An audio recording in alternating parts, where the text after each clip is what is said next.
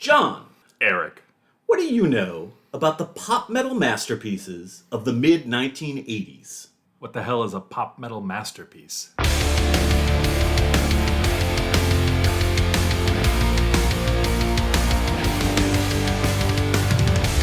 Welcome, dear friends, to Heavy Metal 101. On our last episode, we explored thrash metal's coming of age in the monumental years 1986 and 1987. John, do you remember that? I do. Yeah, that was a good time. Today, we're going to be looking at that very same swath of time, however, via an entirely different lens. John, it's time to fill our devoted audience with intense rage and to once again look into the oh-so-controversial realm of pop metal. Ah, yes! Can I get a huzzah? No. Dude, this is one of those rare times where I feel like the audience and I are largely of the same mind. You feel similar rage based on our conversations Well, this week. I mean, rage is too strong an emotion. I don't think this is metal, but we're going to talk about it. All right. So mild irritation. Yeah, but it's just sort of my constant state of being. So, I am keenly aware that from the perspective of many, many people in the year 2023, none of the music we are going to discuss today will appear to truly qualify as, quote, heavy metal. I can practically hear the irate screams of, Bon fucking Jovi? That's hard rock, you assholes! From our listeners. John, I think you said something similar. I did, so I'll just make sure that everyone knows this is all Eric's opinion and not mine. I'm the asshole. Yes. Just so we're clear. Singular asshole. Okay, one asshole. One asshole. Good correction. And it's not me this time. Well, for the record, I hear you. I feel you. Yes, you. And I both love and respect you. And yet, the simple truth is that the three albums we will be discussing today are quite literally the three albums that made me a metalhead. And no matter what anyone wants to say about it now, including the artists themselves, at the time, these bands were most definitely understood as heavy metal. And no matter how hard any of these artists try to distance themselves from our most beloved of musical genres, the massive successes of the three albums we'll be discussing today played a huge part in heavy metal's massive rise in cultural import over the course of the 1980s. These bands, and heavy metal more broadly, were fricking everywhere in the second half of the 1980s, and the music under discussion today had a lot to do with that. So John, working on that. You like that? No. You're going to find me a nickname by the end of this season. I'm gonna keep spitting them out. Yeah. Spitting them out, see where we're at. Well, okay, so these three albums, just the three that we're discussing today, have together accounted for well over 50 million copies sold. Wow. Pretty impressive. Some people like classic rock. Motherfucker. So a lot of people, myself included, are quite familiar with this music. Now, I know that you know and love Def Leppard, those rascally pop metal prodigies. That's the one you picked? Yeah. Of the three. Yeah, Okay. you're right? They're like your boys. I'm genuinely unsure, however. Do you know anything about Bon Jovi or Whitesnake? Or these McKeever household names? I mean, Bon Jovi I know. Even in my sheltered life, I could not escape and all three of the songs you made me listen to from this album. Every one of them? I knew them all. Did you sing along? I sang along with one of them. That must have been There were nice. three songs on this playlist that you just can't not sing along Yeah, with. it's very catchy. One of them was a Bon Jovi song. Okay. Whitesnake, I know the big hit. That's one of my wife's favorite songs. Oh, okay. Yeah. But I did not know the other songs. For me, Bon Jovi's Slippery When Wet was just absolutely my fucking jam when I was a 10-year-old fifth grader living in Little Rock, Arkansas. I think that this was the album which pretty well kicked off my puberty all on its own. So there's no question but that Bon Jovi have long since distanced themselves from pop metal or glam metal. Girls! But there was indeed a time when they were the absolute super-duperest stars of both of those movements. Bon Jovi toured in support of Slippery When Wet from July 14, 1986 through October 17, 1987. In order to provide some important historic heavy metal context, here's a bit about the bands they played with during that time. They began the tour still as just an opening act. The band they opened for during the Canadian leg were some dudes by the name of Judas Priest. Now, John, is Judas Priest a heavy metal band? Yes. Okay, just checking. Yep. Next, we're going to muddy the waters a bit, because for the subsequent leg of that tour, they opened for the distinctly not metal band 38 Special. Fair enough. Nobody's perfect. Once Slippery When Wet hit number 1, and they became headliners, Bon Jovi began with second-wave glam metal superstars and Bon Jovi proteges Cinderella as their opening act in North America, and Eric's most favoritist prog metal band of all, Queensryche, as their openers in Europe. When they headlined the 1987 Monsters of Rock show at Castle Donington in the UK, the very metallic opening acts were Dio, Anthrax, Wasp, Cinderella, and this band called Metallica, who I've actually never heard of, but who certainly sound heavy metal-ish, no? Uh-huh. Yeah. Anyhow, with all of this in mind, what do you think of Bon Jovi's apparent place in the mid-'80s heavy metal schema now? Well, they certainly were associated with bands that today we still consider to be heavy metal. Okay, that's not nothing. Regardless, Bon Jovi circa 1980s. Oh, you thought I was going to say something negative? No! I said regardless. I mean, I didn't disagree with you. No, you were good. I'll change the script and say, go John. Perfect. Let's start every paragraph with that. Go John. Yeah, I like it. Feels good. Nice, yeah. I like an affirmation. You look happy. Yeah, I feel happy. Good. Well, I think Bon Jovi, circa 1986, they were fucking awesome. Just a lean, mean pop metal machine. And Slippery When Wet was most definitely every bit as monumental to pop metal as Master of Puppets was to thrash. And so I think we owe it to ourselves and to our devoted, lovely audience to learn us some Bon Jovi history. John, take my hand. We're off to my beautiful birth state. Oh my God, he's taking my hand. Oh, I don't like it. I didn't like it. It sounded better when I said it. I didn't like it at all. I feel dirty now. I need to talk to Heavy Metal 101 HR. We're off to my beautiful birth state, a state of gardens, diners, and mafiosi. We are off to New Jersey. Enter stage left, one John Francis Bon Jovi Jr., who was born on March 2nd, 1962 in Perth Amboy, New Jersey, and spent his formative years in lovely Sayreville, New Jersey, which is not at all far from my own ancestral home. In fact, I remember chatting about all this with my grandmother many moons ago, who said, "Oh yeah, the Bon Jovi family. I remember them. Nice people." Well, that's good. Yeah, it's adorable. I always thought that was really sweet. John Sr. was a barber, while his mother, formerly a Playboy bunny, was a florist. It's like the salt of the earth, no? It's about as salt of the earth as New Jersey can get. It's very Jersey, if nothing else. A barber and an ex-Playboy bunny turned florist. Yeah. Perfect. The very basic outlines of the Bon Jovi story are as follows. John spent his teenage years flitting in and out of a zillion local bands, including, in 1977, the unfortunately named Atlantic City Expressway. This band, however, included future Bon Jovi keyboardist, who was then named David Roshbaum. He is now, of course, better known as David Bryan. That's a big leap. Yeah. Anyhow, things really started percolating in 1980. John's cousin, who of course was named Tony, was co-owner of a music studio. Little Johnny B availed himself of this connection, cutting a recording of a single he had written called Runaway with local studio musicians. It's a great song.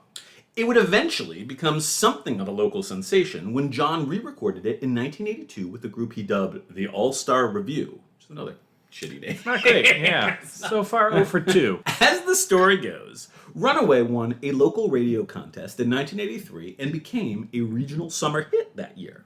It also eventually went on to become the lead-off track and first single from Bon Jovi, the band's self-titled debut album from 1984, which brings us to said eponymous-ish band. Enter stage right, Bon Jovi the band.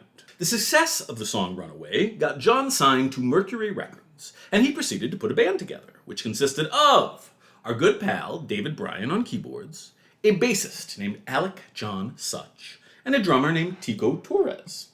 At first, Bon Jovi worked with John's former neighbor and childhood friend, future Skid Row guitarist Dave the Snake Sabo, but by the time they were ready to record, the classic Bon Jovi lineup was completed with guitarist Richie Sambora. John, how exciting is this? We've assembled Bon Jovi's classic lineup. Okay. Woohoo! Now a huzzah? Huzzah! Woo! Bon Jovi released 2 very solid, if not totally remarkable albums prior to Slippery When Wet.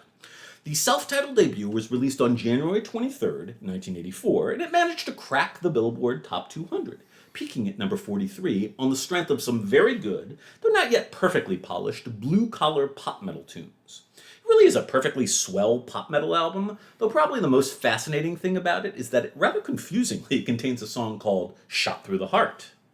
Despite the familial resemblance, this song actually has no relation to future Bon Jovi mega hit You Give Love a Bad Name. John, I assume this clears up what has long been a source of confusion for you, no? I have been so confused about why when I play the song Shot Through the Heart, I don't hear Shot Through the Heart! Right. I thought you would be. And now I'm not. You're welcome. Thank you. Yeah. Bon Jovi's excellent second album, 7800 Degrees Fahrenheit, was released on March 27, 1985. Now, for those of you who might be curious, 7800 Degrees Fahrenheit is the melting point of rock. Anyway, Bon Jovi wasn't blowing up or anything yet, but this album did creep just a bit higher, peaking at number 37 on the charts. It did go platinum in 1987, but that most certainly had something to do with the fact that by that point Bon Jovi had completely and utterly, and deservedly, taken over the world. Which of course brings us to this tiny little album called Slippery When Wet. John, what do you know about Slippery When Wet? I do actually think I owned this album. Really? I think so. Oh, God. I mean, as a CD because I'm not ancient. Right. But I did own them. That's exciting for me. Is it? Yeah, I'm feel good about this. Look, I would think that it would diminish the value of it, quite frankly, given my musical track record. It's pop metal. It's popular. It's supposed to be accessible. Okay. Even idiots like you are welcome to the party. Aw, Yeah. that's inclusive. I appreciate that. Go, John! It's good. It still feels good. Good. Still working for us. Look, so I think it's very important that we try to get ourselves a sense of the gravity of this moment. The biggest legacy song on this album is, of course, Livin' on a Prayer, a song which, incidentally, was very nearly left off of the album. However, while Living on a Prayer is indeed an iconic jam, my own introduction to Bon Jovi was via the first single, You Give Love a Bad Name, which basically marked the very beginning of my own lifelong journey towards heavy metal enlightenment. With this song, and with its then omnipresent accompanying music video, we are peeking into ground zero of what just 35 short years later would emerge as Heavy Metal 101! John, shall we pause the podcast, hold hands, which we tried and failed to do, so maybe we don't do that. To be clear, we held hands. We didn't fail at that. You just felt deeply uncomfortable. It made me sweaty. Like a weird sweaty. Yes, I have that effect on people. All right, fair enough. Well, should we at least watch the music video in rapt silence? If Let's nothing else? do. Okay. Everybody else, pause the show, click on the link in the show notes, and you too can watch the video. Maybe hold somebody's hand, maybe don't. Your choice. I leave it to your discretion. We shall see you, regardless, on the other side.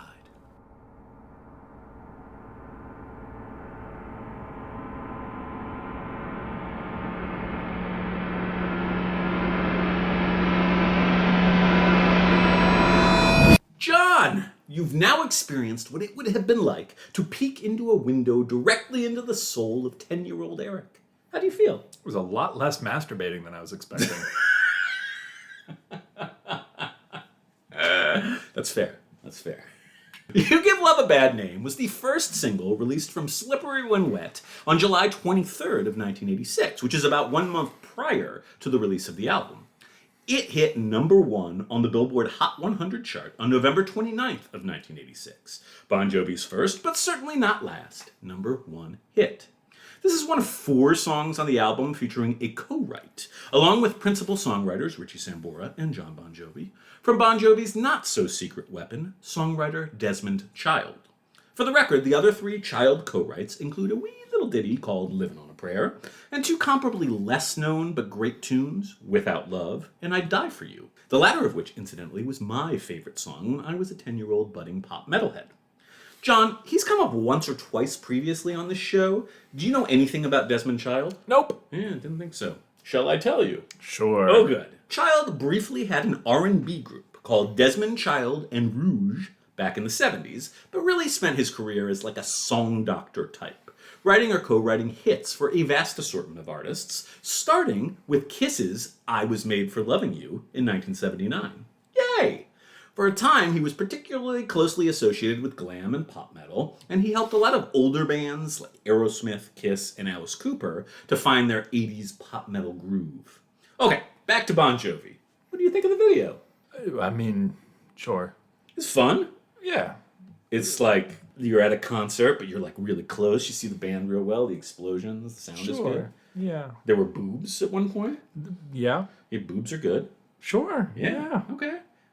Would you agree that it looked like kind of like a pop metal video? Like, does that seem? Yeah. So I mean, definitely had the visual aesthetic that we discussed. Though it was prompting me to say maybe we should have just a brief refresher, if you're willing, as to what the sort of musical characteristics that makes something still feel like metal, even in this pop vernacular. Right. I mean, when we think back to what the definition of heavy metal is, we're dealing with a electric distorted guitar as sort of the basis. We're dealing with power chords strung into riffs. We're dealing with usually sort of powerful tenor singing. We're dealing with a lyrical content that is either macabre, which it was in a lot of the early stuff we talked about, or sort of generally antisocial. Sex, drugs, and rock and roll, I think, can be reasonably be cast in that. And especially when you're dealing with pop metal and glam metal, a lot of these sort of cheeky sexual puns are going to come up. And to my mind, Bon Jovi certainly fit all of those requirements, just with a really polished pop sound, while simultaneously doing all that other stuff. So whether you really desperately want to see it as hard rock due to the proverbial heavy metal inflation that occurs over the years, the fact that now heavy metal is just generally much heavier than it used to be, that's okay. I get that. But to me, it certainly fits my idea that I grew up with of heavy metal. And in fact, as I already mentioned, it was the music that first drew my attention towards the genre. I mean, that's fair, and that's why I asked for that little refresher. I think it's just, to me, in listening to this music, it's not even that it is not as heavy metal is today, because I think your new favorite phrase of heavy metal inflation is valid. But Andrew O'Neill coined that. Great comedian / heavy metal writer. Good to give credit. To me, it's almost like the vocals and the choral quality of a lot of this music covers up even the guitar distorted power chord sound. I would also, not to argue against myself, I'd also point out the keyboards as there's being a lot something of that keyboard in definitely this too. softens the edges. I mean, as it did with Deep Purple, with the organ back in the day. Bon Jovi as a heavy metal band, all the bands we're going to talk about today as heavy metal bands, are problematized. Like, they all have things that make it so they don't perfectly comfortably fit into metal. So it really becomes more of a cultural thing. Like, was this part of the heavy metal scene? Do the people who listen to this music, are they people who mostly listen to metal? I would say that there's probably two types of Bon Jovi fan. There's the people who just are pop music fans who've never cared for heavy metal, and then there's a large swath of us that were okay with the softer side of heavy metal, or fifth graders. For the people who are younger than me, especially, I get it where this just doesn't sound enough like heavy metal to count. It's just that back in the day, we all thought it was heavy metal. So, I'm still talking about it. Okay, It's your show. I like it so much that I refuse to let it go. Well, about this video particularly, it's nothing terribly fancy. This, as well as all the others from the album, I think they do a really nice job of conveying that special brand of joie de vivre, which make Bon Jovi so damn likable. I mean, how can a person not like Bon Jovi? It's like not liking kittens and puppies. Bon Jovi are like pop metal kittens and puppies, no? Sure, Eric. Yeah, they're fun. Okay. You don't dislike them. No, I don't dislike them. I also wouldn't really go seek them out. So for your playlist, I did not do anything fancy at all. Despite the fact that I think every song on Slippery When Wet is genuinely great and all of them merit a close listen, I put You Give Love a Bad Name, Living on a Prayer, and Wanted Dead or Alive, the three most famous songs on the playlist. That's kind of how I'm going with these pop metal episodes. Sure. These stuff I already knew. Yeah, these were all three familiar? songs I already knew. Okay, Yep. good. I love every song on the album, including those rather overplayed but wonderful singles. In fact, Wanted Dead or Alive is my go-to karaoke number. Oh. Yeah. Now, frankly, serious metalheads are probably going to want to beat me up for saying this, but I think that this is a perfect album.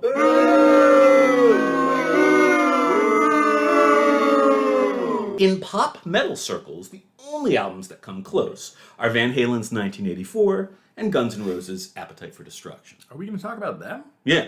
Oh, great. I know, you're going to love it. I get to look forward to an Oh episode. my gosh. Yeah, that's going to be fun. Oh, great. Yeah. Go, John!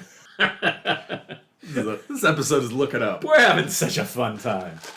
Okay, so we're going to just spend a few minutes chatting about some of the specs for this titanic pop metal masterpiece, and then we're going to move it along to the next pop metal masterpiece. Does that sound good? Sure. So, Bon Jovi's magnum opus was recorded in beautiful Vancouver, Canada, at Little Mountain Studios with super producer Bruce Fairbairn, rest in peace, at the helm. Now, I don't typically get into the weeds of discussing sound engineers. Bullshit. But for this album, it's worth mentioning that it was mixed and engineered by Fairbairn's protege, future super producer Bob Rock, which, so far as I was able to ascertain, is actually not a stage name. Wow. I know, I was surprised. Suffice it to say, there were some heavy hitters behind the scenes in the making of this album, which was released on August 18th, 1986. Now, John, do you recall what you were up to on that particular late summer Monday back in 1986? You know damn well I was not alive in 1986. Now, I, meanwhile, was just a few short months away from my 10th birthday. Aww. Yeah, I was probably riding my bike, probably sweating. Good times. Anywho, Slippery When Wet spent a cool 8 weeks at number 1 on the Billboard Top 200 chart, and, as of this writing, has sold approximately 28 million copies. That's pretty good. Including one to John. Including we think. one to me. And one to me as well. I think 2 to me, actually. Cassette and CD. Nice. Aside from the 4 Desmond Child co-writes I mentioned, all the songs were written by John Bon Jovi and Richie Sambora, who, no matter how much shit a certain segment of the population might want to talk, are some talented frickin' dudes. John, I hate to leave Bon Jovi behind, but we must be moseying along on our pop metal journey. Do you have any questions, comments, or thoughts about these fun-loving New Jerseyites from the poppiest corners of the pop metal universe? No, I'm ready to go. Oh, then off we go. On to the next phase of this deliriously delightful tour through adolescent Eric's cassette collection. It's now time for some serious phallic imagery. Now, how does that sound to you? Less good. Whitesnake, baby. Whitesnake. It's a penis, John! Did you get it? Penis! Penis. Is that what they were going for? Oh, yeah. Wow, that's Whitesnake. unfortunate. Yeah. Well, on a forthcoming episode of our newest podcast, Penises 101, we'll obviously need to investigate all of this further. Okay, I digress quite badly. Deeply.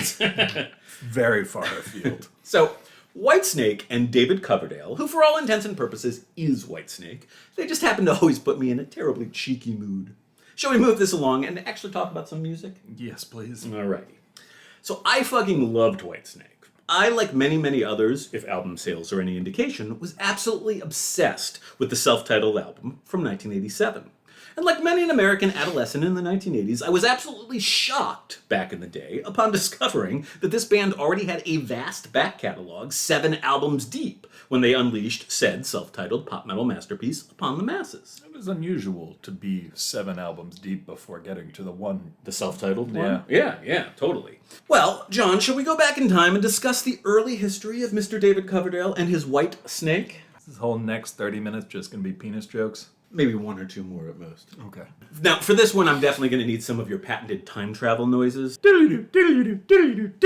Just beautiful. So David Coverdale, the hero of this tale, was born on, as the British would say, 22 September 1951, in what I can only imagine was the absolutely delightful town of Saltburn by the Sea in jolly old England. And that sounds quite pleasant. It does sound idyllic. Yes.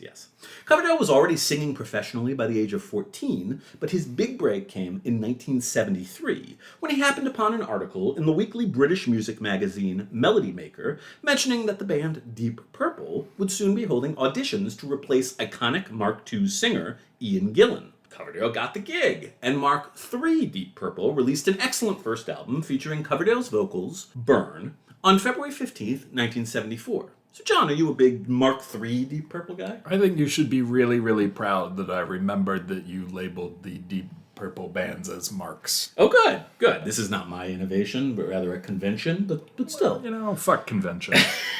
That title track, Burn, actually might just be my very favorite Deep Purple song.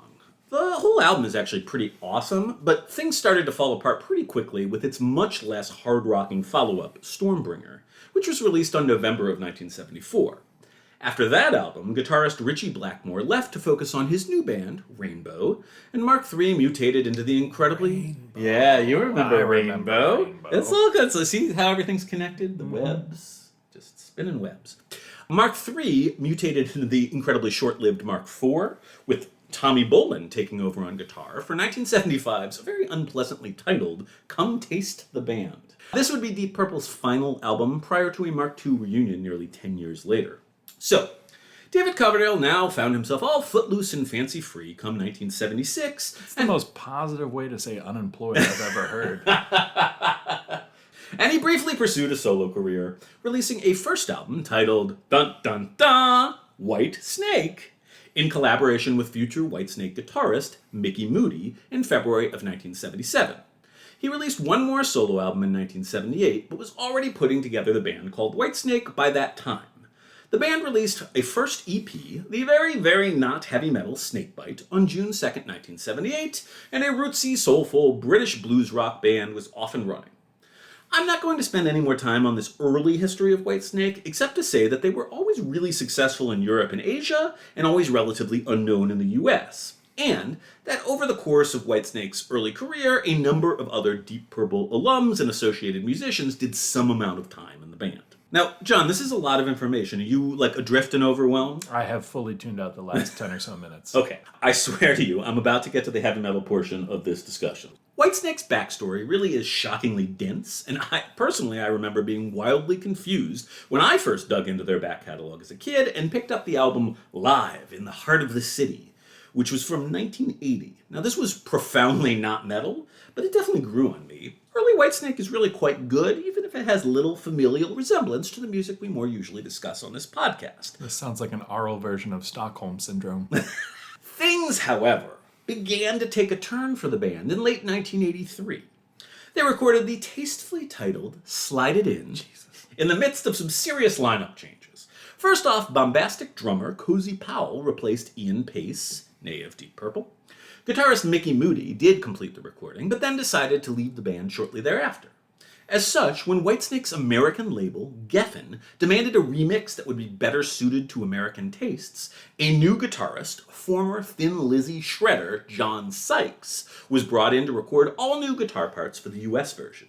The bass lines were also re-recorded for the American version, which began Whitesnake's process of taking some really big steps into glam metal territory. Following that release, Whitesnake toured the US, opening for Quiet Riot and later Dio, and the album hit number 40 on the Billboard charts. Not too shabby, but much, much greater achievements were on the horizon. Okay, now that's a lot of fucking preliminaries. I need a stiff drink, but I also need an extended musical break. So we're going to do something a little different for this break. Ooh. Yeah, you see, one of the fun things about Whitesnake that they started doing on their 1987 self-titled album was to take older songs from their back catalog and to rework them into cutting-edge glam metal rockers. This, I think, allows for a really clear way to illustrate how very different 1987's glam metal version of Whitesnake was, sonically and visually, from the earlier blues rock Whitesnake. And so I've got us not one, but two videos for everyone to watch. The first is the original 1982 version of the song that would become a number one mega hit in its 1987 version, Here I Go Again. Oh. Yeah. The 1982 version is from the album Saints and Sinners. After you watch that one, you can compare and contrast it with the much more well-known 1987 video. Both links are in the show notes. Hat tip to the beautiful love goddess that is the dearly departed Tawny Katane, prominently featured in version 2.0. John, are you ready for this wildly instructive audio/video break? Let's go. Do it!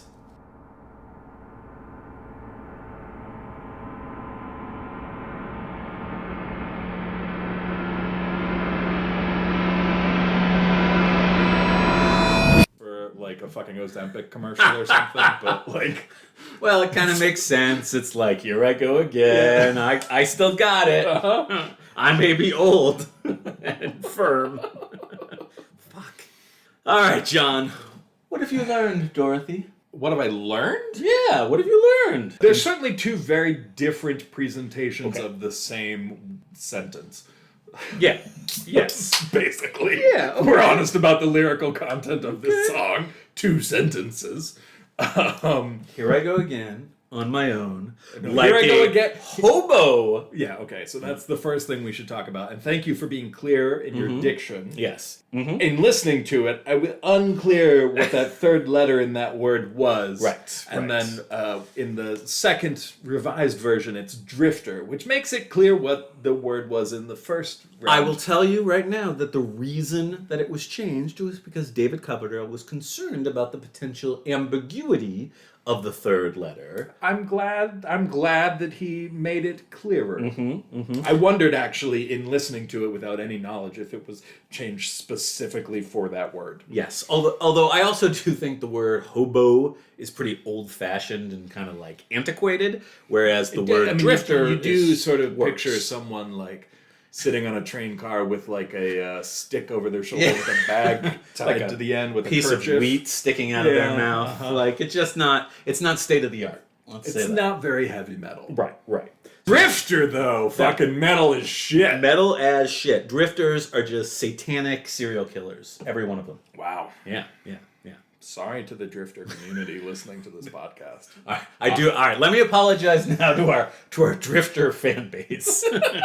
You're not all satanic serial killers. It was just a bit. Well, I'm of the opinion that the particular combination of audio and visual here really does do a great job of illuminating the difference between a no-frills, bluesy hard rock band like Whitesnake in 1982, juxtaposed with a shiny glam metal look and sound found in the Whitesnake of 1987. Look, I'm not usually a big music video guy. I grew up, I think, when MTV was past its prime, quite frankly. So music videos don't have a big impact for me. But I have to say, in what is a perfectly good song, it's a great song. Good song. Not saying it's a bad song. Okay. More engaging with a video. It's an engaging video. It's a good video. The song is better with the video because, quite frankly, while this is, again, one of the ones that made me sing along, because how can you not? Right. You also kind of have to sing along because, again, there's 2 sentences. Well, so obviously it could be argued that there's something maybe over-polished, maybe a little synthetic about 1987's Whitesnake, but goddammit, do I ever love that band and the entire self-titled album. Now, speaking of synthetic, you're going to love this. It's probably worth noting that aside from David Coverdale and kind of sort of guitarist Adrian Vandenberg, who did play the guitar solo for that 1987 recording, not a single other person in the video we just saw actually performed on the album. So were they just actors, or were they no people from a... we got a story. I have a story. I love a story. Okay. Well, so first off, it's worth noting Coverdale referred to the lineup that we just saw as, quote, the Vid Kids. To be clear, the lineup that actually recorded the 1987 self-titled album was David Coverdale, lead vocals, John Sykes, guitar and backing vocals, Neil Murray, bass, Don Airey and Bill Cuomo, keyboards, and Ainsley Dunbar, drums. Ooh, John, I will give you $10 million if you can tell me in what way Ainsley Dunbar is an Easter egg for serious HM 101 fans. We mentioned him long, long ago, specifically in relation to you. Relation to me? Yeah. Ainsley Dunbar, my dad? I don't know, is he? Holy shit! This is breaking news. Okay, so I'm not going to tell you now. I'm going to say extra credit and an on-air shout-out to any listener who can draw the early HM 101 connection between John and Ainsley Dunbar. Operators are standing by. So, Coverdale fired that entire band after they had finished recording due to the proverbial personal differences. It had been a really fraught, challenging recording process. The Vid Kids lineup, who, importantly, were also the touring band for the album, these were real musicians, they were guitarists Adrian Vandenberg and Vivian Campbell, formerly of Dio's band, bassist Rudy Sarzo, and drummer Tommy Aldridge. Of course, I think we can both agree that the MVP for the 1987 video was the lovely Julie E. Tawny Catane, who would become Mrs. Coverdale just a few short years later, and then ex-Mrs. Coverdale just a few years after that. That tracks. Yeah. How did you enjoy Miss Catane's contribution, John? I mean, she did a great job other than ruining the whole sort of sentiment of the song. I mean, literally the entire text is, "Here I go again on my own." He's never on his own, is he? She is there the entire fucking time. Well, may her memory be a blessing. Okay, so we could do an entire fucking season on the complex craziness that went on in and around the recording of Whitesnake's self-titled masterpiece, but I've written up a Cliff's Notes-esque synopsis for you, John, to read. You ready for a little HM 101 role reversal? Let's go. All right, story time. Once upon a time, the band Whitesnake had completed the touring cycle in support of their Slide It In album as a group in a state of near-complete collapse. With that lineup falling apart around him, founder David Coverdale very nearly packed it in and called it quits, before being convinced by his label to at least stick it out with his new guitarist, Johnny Sykes. And so, in the spring of 1985, Coverdale, Sykes, and bassist Neil Murray, the only other Slide It In era holdover, relocated to the south of France, as you do, and began to work on songwriting for a new album. Ooh, I've got a fun fact, Eric. Would you like to hear a fun fact? John, I have been waiting to hear you ask that question for what seems like a lifetime. Yes, 1,000 times yes. Please tell me a fun fact about heavy metal. The ballad, Is This Love, which was written during those sessions, was originally penned for the late, great Tina Turner to perform.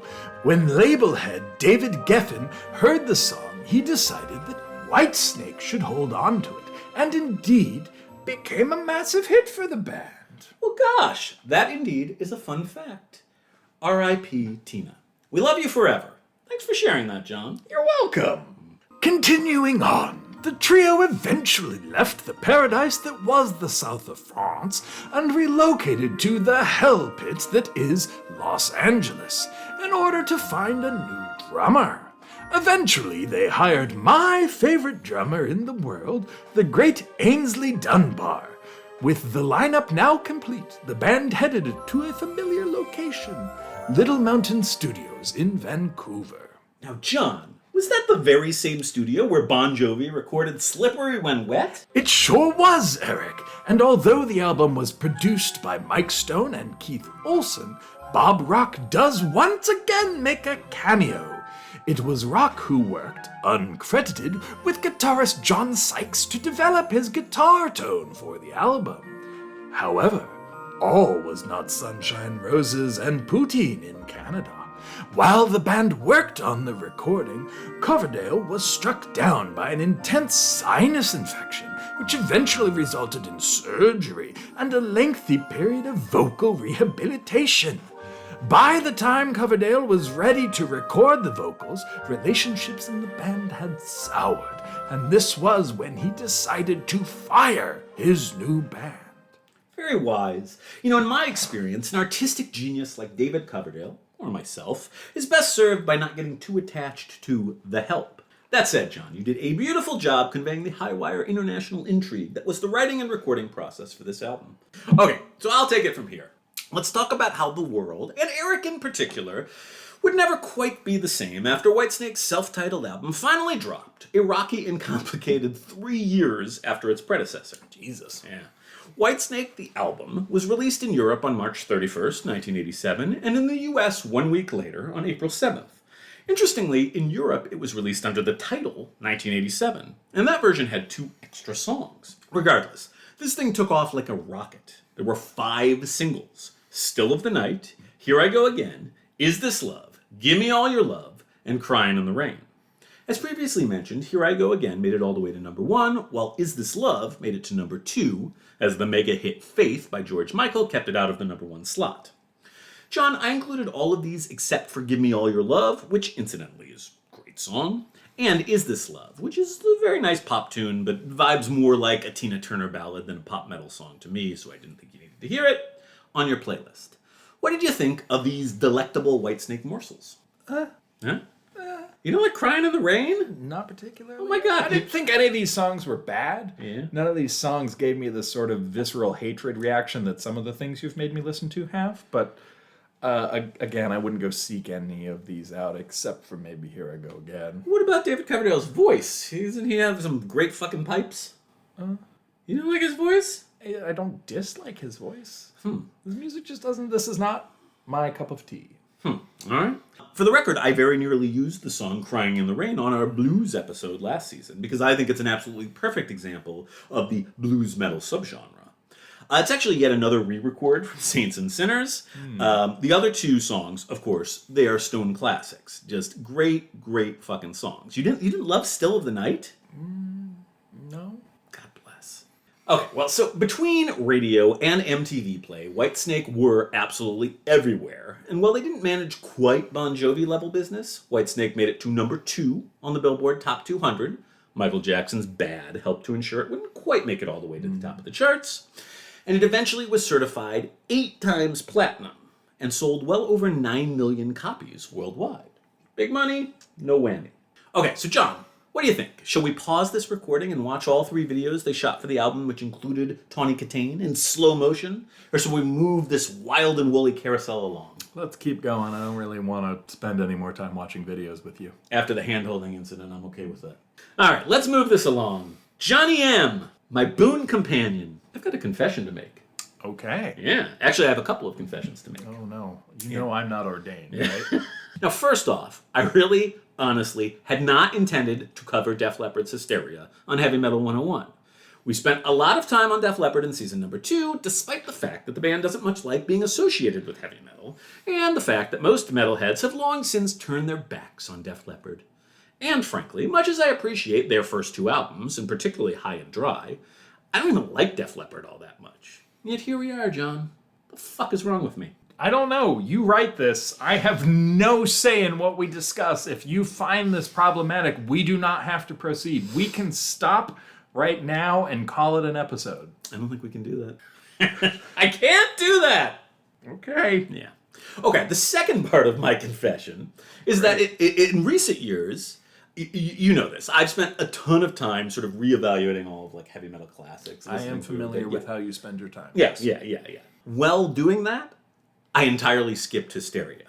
Even when I went back and re-listened to all of the heavy metal essentials from 1987, I just skipped this album. I had drunken the Kool-Aid. Drinked, for sure. I had drinked the Kool-Aid. I, too, was writing off everything after 1983's Pyromania as just too dang pristine and accessible to be dealt with as even pop metal. It's heaviness inflation, John. It's a real thing. Prepping for this episode was actually the first time I'd listened to all of Hysteria in many, many years. But we're still talking about it. Why are we doing it, John?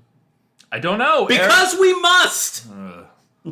I mean, despite the revisionist history through which we tend to look at heavy metal in 2023, back in 1987, we all thought this was heavy metal.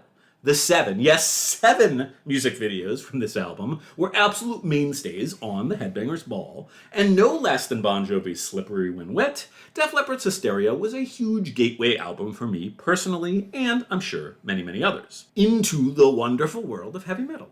So fuck it all, we're going to end this episode with a controversial bang and discuss Def Leppard's Hysteria as the ridiculously successful pop metal classic that it was. So John, what do you remember about Def Leppard from our previous friendly chats? Truly nothing. Not a thing. Truly nothing. Good, that's on brand. So the basic specs are as follows. Def Leppard formed in 1976 in Sheffield, England. They started off as part of the new wave of British heavy metal with their 1980 debut album, On Through the Night, and with their more polished but still pretty nawababy sophomore release, High and Dry, which also marked the start of their collaborations with super producer Mutt Lange. They broke huge in 1983 in America with Pyromania, a diamond-certified album that only didn't make it to number 1 on the charts because of stupid Michael Jackson's delightful Thriller. The classic lineup, which was finalized towards the end of the Pyromania sessions, was Joe Elliott, vocals, Phil Collen and Steve Clark, guitars, Rick Savage, bass, and Rick Allen, drums. Okay, that pretty much catches us up. Good? Yep. All right. We talked a bit about the rather fraught epic process leading to the entire band getting fired that led to the creation of Whitesnake's self-titled album. Hysteria's recordings, which started in February of 1984 and finished up in January of 1987, were also more than a wee bit complicated. We actually already discussed one of the principal complicating factors on this podcast. John, do you recall what happened on December 31st of 1984 that forever altered things for the band and particularly for drummer Rick Allen? Was there a bus crash? Was this the bus crash, or was that a different thing? That was Metallica. That was Metallica. And a bassist And named a Cliff bassist. Burton.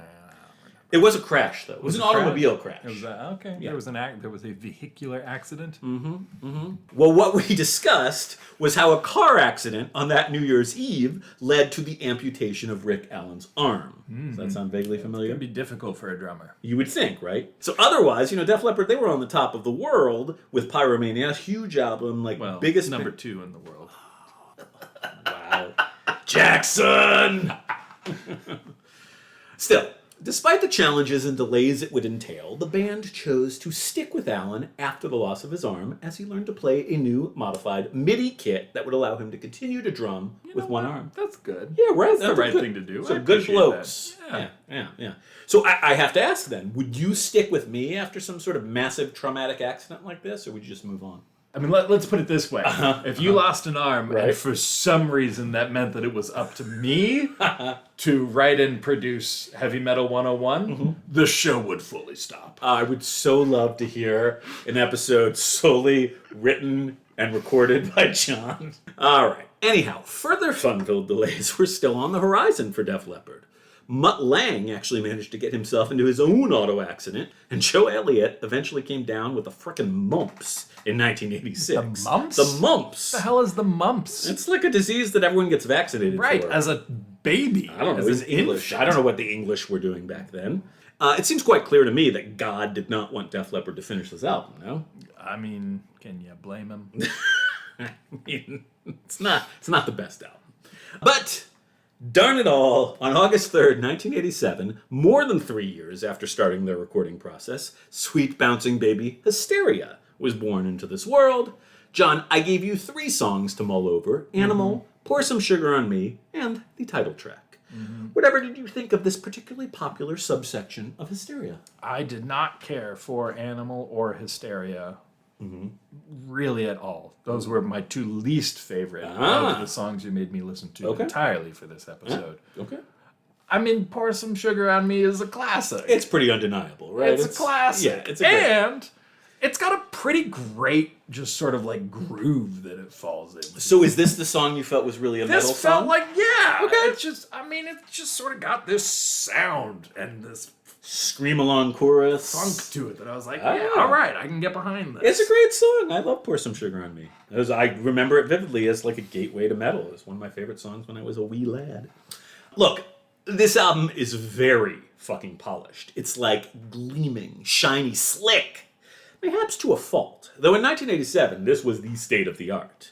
I have personally always had a fairly complicated relationship with Def Leppard. They really were a very important gateway band for me, principally due to this album.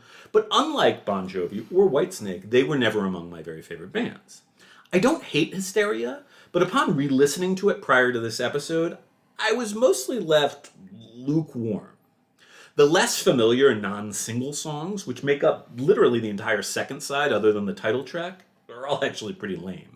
The singles, on the other hand, are pretty great. So I guess that we can agree, neither you nor I love Hysteria. Correct. Yeah, okay. We're going to pause the podcast one last time, and we're going to see if we can't get ourselves into that very particular 1987 headspace by watching the video for Pour Some Sugar on Me. Now, if that doesn't do it for you, there is probably little hope if you're being moved by the rest of this album. John, Pour Some Sugar on Me, which, incidentally, is a sex metaphor. Yay!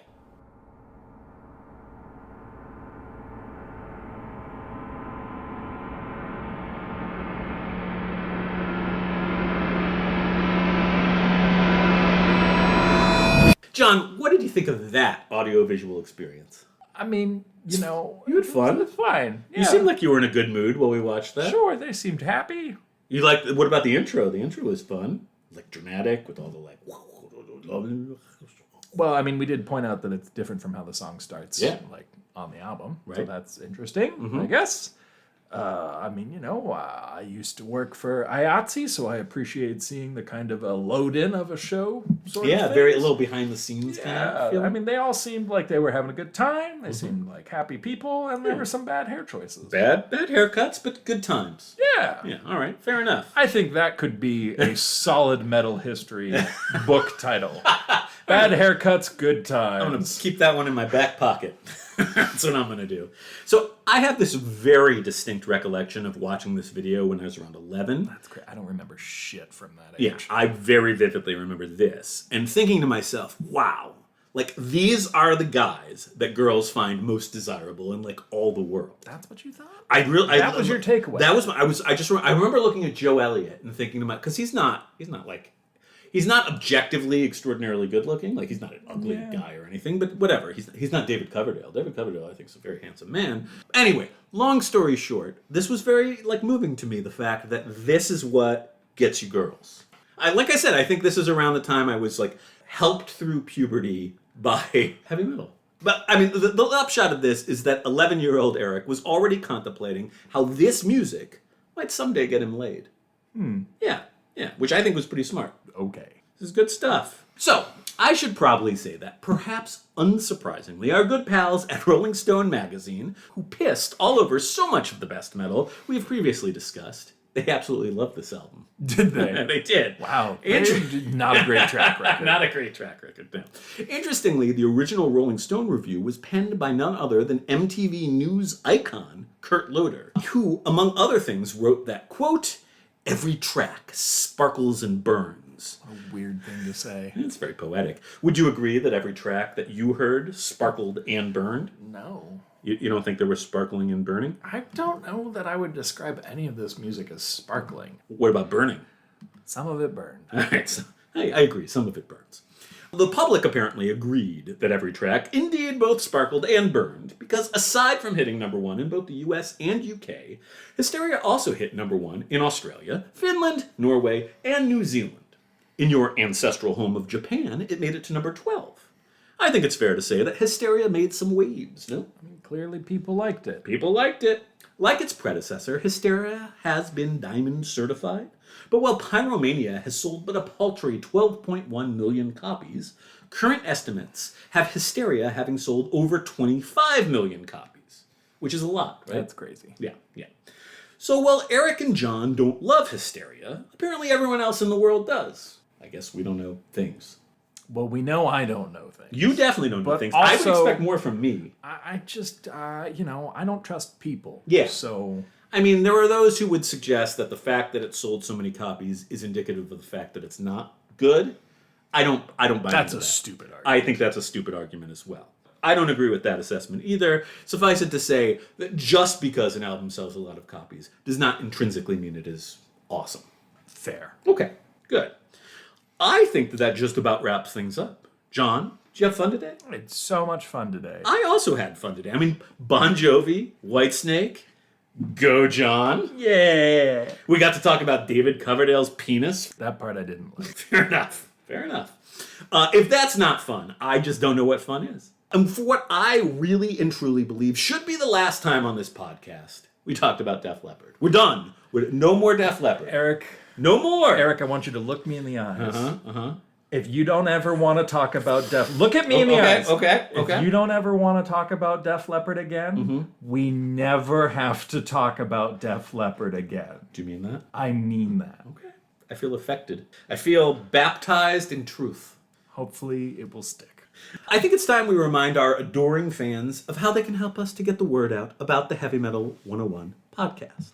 If you like this podcast, why not take a second to go to social media and share an episode with your friends and loved ones? Or, help us out by giving us a review and telling people what you like about the show. Hell, even a negative review goes a long way to get people to see that we exist. Ooh. I mean, look, if you don't like the show, why did you listen to all 4 hours of this episode? You have free will, you dumbass. Anyway, any sort of a review would be much appreciated.